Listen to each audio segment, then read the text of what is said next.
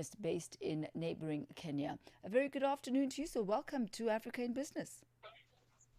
Good afternoon to you, and thank you for welcoming me. So the Prime Minister claims that Ethiopia's foreign debt has dropped by nearly 80% since the year 2018. How plausible is such a sharp reduction? Because it is indeed a very steep one.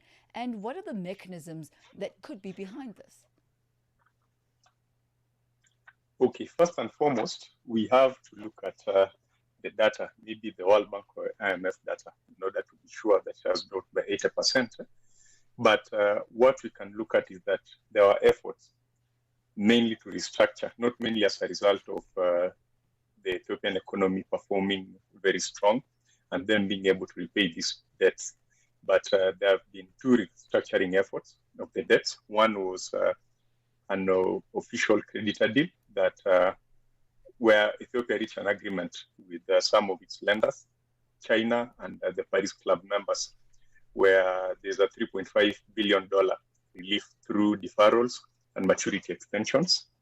And another one, there was an IMF restructure that was done, where a $3.4 billion financing package for Ethiopia was done by IMF with the World Bank, in which a prerequisite debt restructuring under the G20's common framework.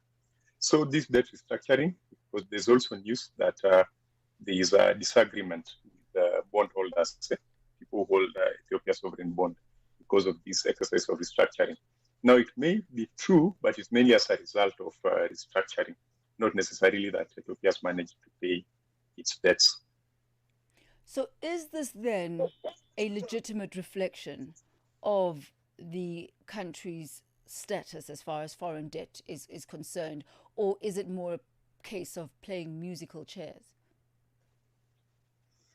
It might be. That's why I said that we can't agree with that statement holistically unless we look at the data from sources that can be approved. Because you see, such statement, it's a very it's a good statement. It's a very good statement. But when you look at the most recent, the sustainability analysis that was done jointly by World Bank and IMF, it was putting a bleak status on the current situation of Ethiopia, also when it comes to debt and its capability to pay debts, despite the challenges that the country is facing.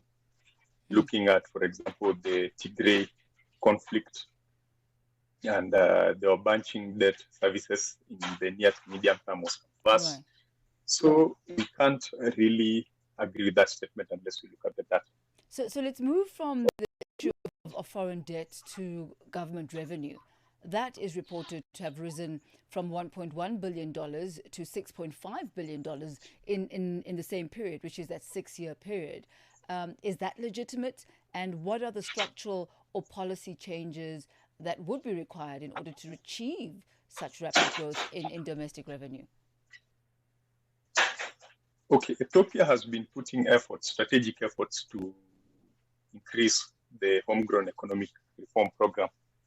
And mainly it's on agriculture, because Ethiopia largely it's an agricultural-based country in terms of its output and also its export.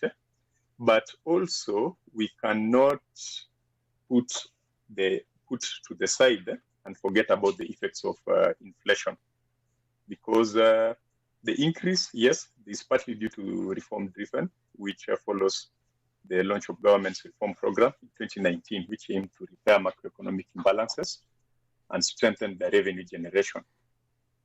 And also IMF and other bodies have recognized Ethiopia's tax revenue potential, which is still low, which they're also trying to look at to improve, but which is difficult because it's mainly agricultural and you don't really tax agriculture in Africa like it's done. But also the increase is also because of inflation over those 6 years, because there's been a price increase in products and also government services, and that has led to the rise in this inflation. So we have to analyze what the real figure is, the real revenue growth because of economic performance other than inflation. Right. So as we wrap up our conversation this afternoon, we've touched on the issue of foreign debt. We've looked at the government revenue. We've spoken about inflation as well. How would you rate the performance or the results of the Homegrown Economic Reform Programme?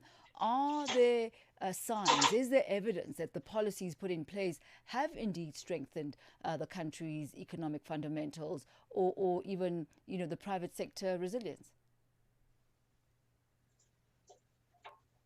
Yes, there are significant indicators which can show, but now we look at these indicators in broad terms. For example, in agriculture, there's an increase in output, although inflation still remains a concern. Then there is the issue. If you look at the dam, the Ethiopian reconnaissance dam, the Jad dam, that is expected to more than doubles Ethiopia's electricity production. It's also expected to boost industry and also exports in terms of exporting this electricity to neighboring countries, let's say in East Africa, for example, like Kenya, where we have a shortage of electricity, where we have to use generators, and also to boost industry, because if they have this dam, then the electricity prices can go low, and when the cost of energy goes low, then it boosts production, industrial production, which might also spur the economy and lead to an export. So there is potential, but in the past 6 years, there is, I don't think that there is no magic that has happened to really boost the economic performance as the Prime Minister. Okay, we'll leave it at that, Francis. Thank you for that summary. So potential, but not quite as impressive as reported. As you say, we need to get into the details and get really granular about those reports and what it is that accounts for them. Francis Kipkirui Sang, thank you so much for your time this afternoon. You're welcome. Thank you for your time. Thank you. He's an economist based in Kenya, taking us to 27 minutes after 4. Parlez-vous